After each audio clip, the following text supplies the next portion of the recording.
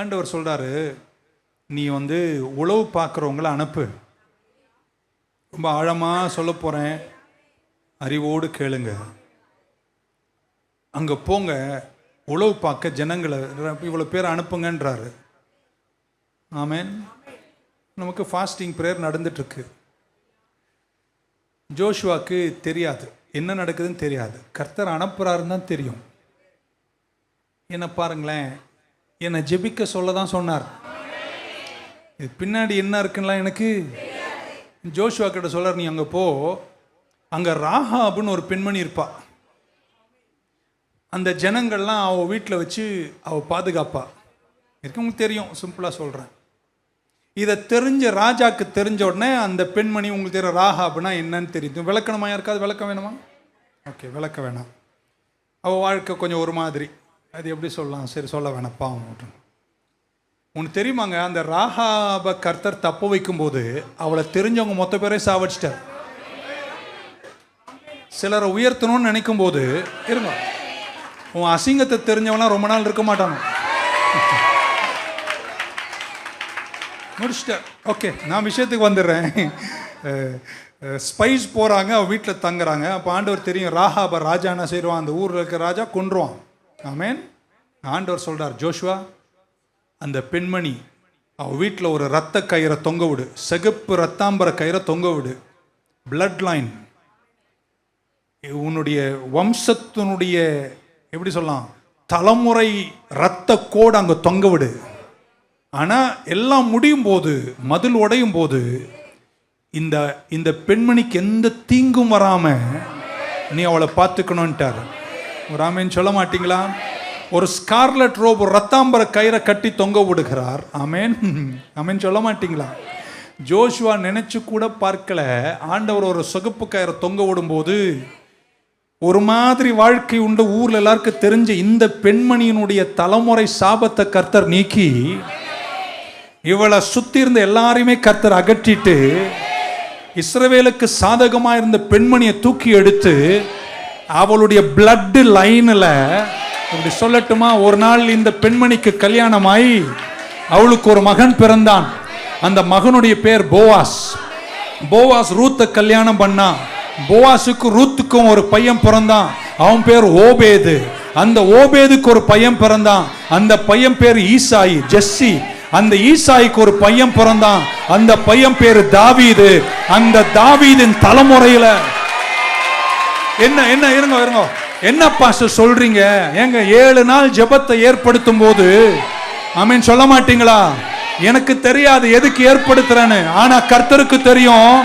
அந்த வீட்டில் ஒரு ரத்த வம்சம், ஒரு பிளட் லைன், ஒரு ரத்தாம்பர கயிறு, ஒரு சிகப்பு கயிறு. அப்படின்னா இந்த பெண்மணியினுடைய சாபங்கள் எல்லாம் நான் நீக்கி தலைமுறைகளை ஆசீர்வதிக்க போகிறேன். என் பக்கமா கொஞ்சம் கையை நீட்டுவீங்களா? இந்த 7 நாட்களும் ஜெபிக்கிற ஜெபம் ஜெபிக்கும் போது எனக்கு தெரியாது, ஆனா நான் ஜோஷுவாவை படிக்கும் போது இப்படி புரிந்து கொள்கிறேன். உங்கள் தலைமுறையில வந்த, பிளட் லைன்ல வந்த, ரத்த வரமுறையில வந்த எல்லா சாபங்களையும் கர்த்தர் தீர்த்து உங்கள் தலைமுறையை இன்னொரு பரிமாணத்துக்கு உயர்த்தக்கூடிய வழிகளையும் கர்த்தர் ஏற்படுத்தும். நல்ல ஒரு ஆமென் சொல்லிடுங்க. ஹல்லேலூயா. இப்படி சொன்னா நல்லா இருக்கும். Joshua had no clue. ஆண்டவர் போறாரு, அங்க ஒரு பெண்மணி இருப்பா, ரத்த கயிறு தொங்க விடு.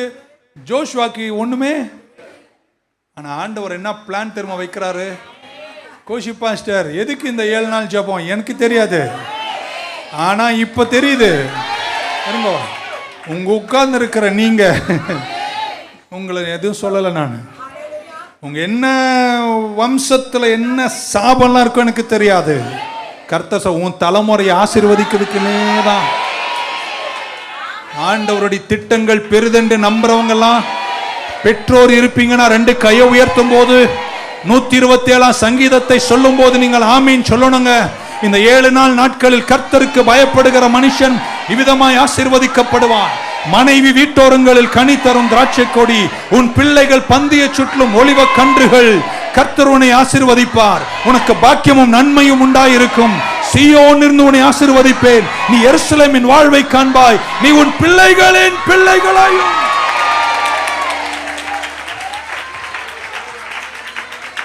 ஒரே நாளில் 100 பேரன்களுக்கு கல்யாணம் ஆவடியில் நடப்பதாக.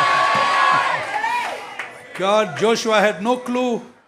இந்த சுத்தி 7 நாள் சுத்தும் போது அவனுக்கு எரிகோ மதிலாம் உடைஞ்சிச்சுங்க. இந்த மதிலோடு ஒட்டி இருந்த ராகாபினுடைய வீடை மட்டும் கர்த்தர் தப்ப வைக்கிறார். Wow, my God. Great are the plans of my God. ஒரு ஆமென் சொல்ல மாட்டீங்களா? கர்த்தர் நிறைவுள்ளவர். எல்லா தகப்பன், எல்லா தாய், உங்க 7 தலைமுறைகளை கர்த்தர் ஆசீர்வதிப்பாராக.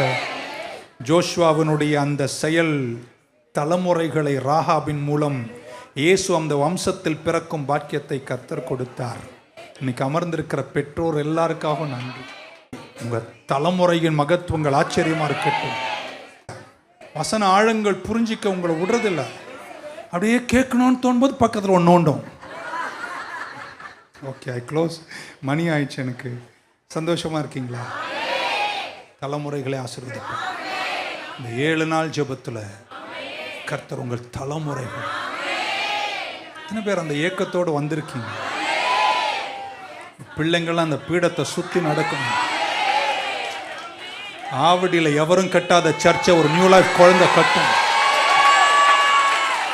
சொல்லட்டுமாங்க, கோஷி பாஸ்டர் தான் ஒரு நாள் மறிக்க முடியும், அவர் தரிசனம் மறிக்க முடியாது. அதனால நான் ஊழியத்துக்கு வரும்போது நான் கண்ட என் கனவுகளை ஒருவேளை நான் நிறைவேற்றலனாலும் சாலமோன்கள் எழுந்து நிறைவேற்றுவார்கள்.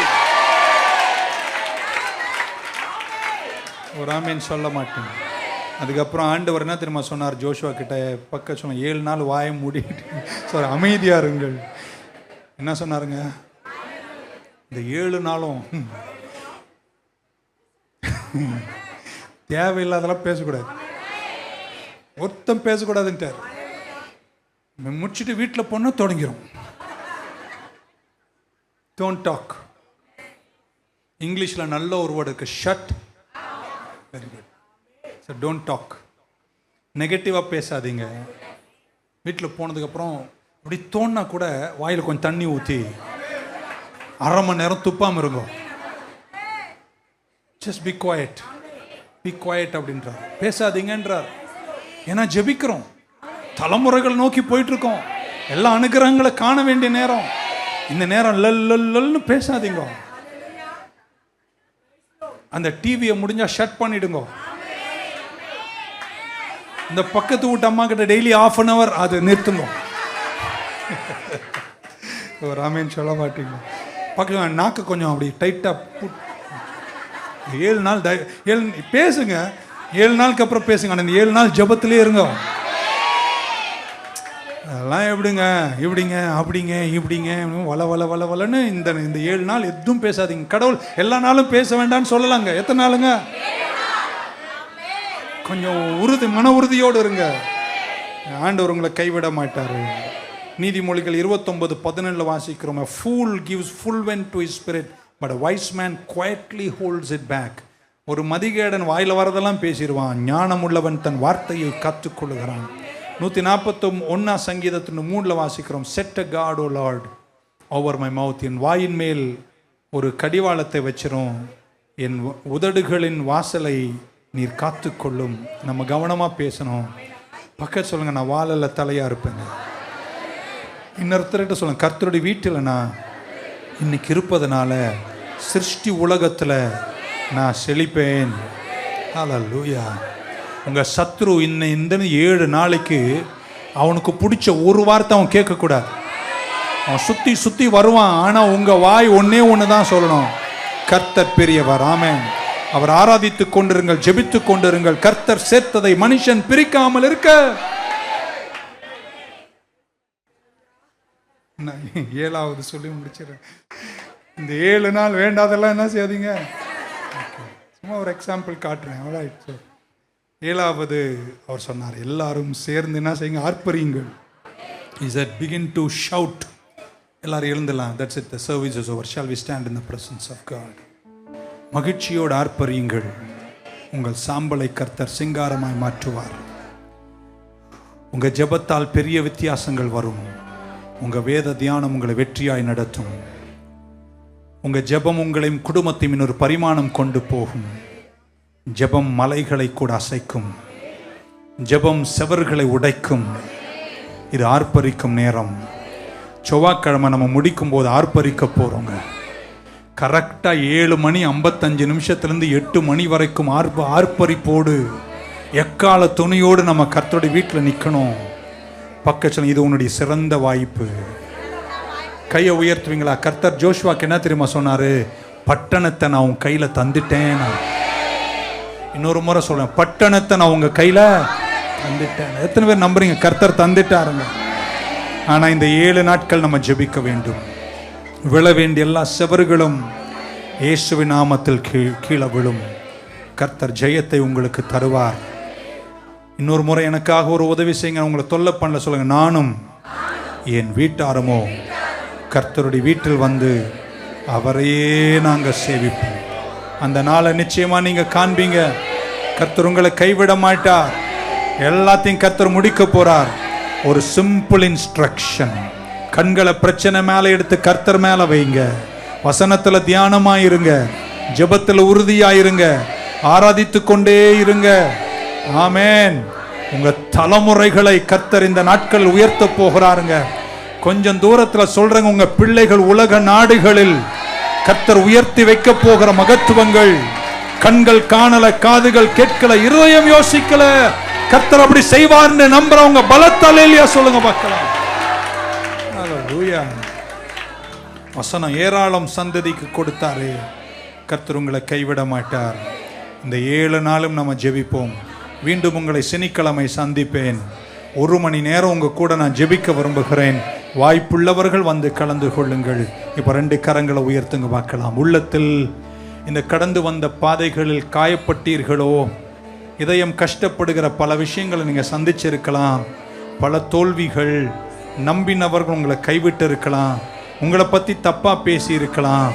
உங்களுக்கு கூடவே நடந்துட்டு சிரிச்சிட்டு உங்களை பற்றி சொல்லி உங்களுக்கு கெடுதல் செஞ்சிருக்கலாம். கவலைப்படாதீங்க. Come to Jesus. இன்னைக்கு அவர் இருதயத்தை ஔஷதமாய் மாற்றுவார். நல்ல ஆரோக்கியத்தை பெற்றுக்கொள்வாயாக. இதயத்தை கர்த்தர் தேற்றுவாராக. உங்க ஹீலிங் ஹார்ட்டுக்கு கர்த்தர் தருவார். அது உங்களை சேவைக்காய் மாற்றப் போகிறது. எப்பெல்லாம் காயம் மாறுதோ அன்னைக்கெல்லாம் சேவை பொங்கி எழுந்துரும். ஆறாத காயங்களோடு யாரும் சேவை செய்யாதீங்க. கர்த்தர் இதயத்தை ஔஷதமாய் மாற்றட்டும். Let God heal your heart. Let God heal your heart. Let God heal your heart. And then arise in service. சேவையில் எழுந்திருங்க. கர்த்தர் உங்களை வெற்றியாய் மாற்றுவார்.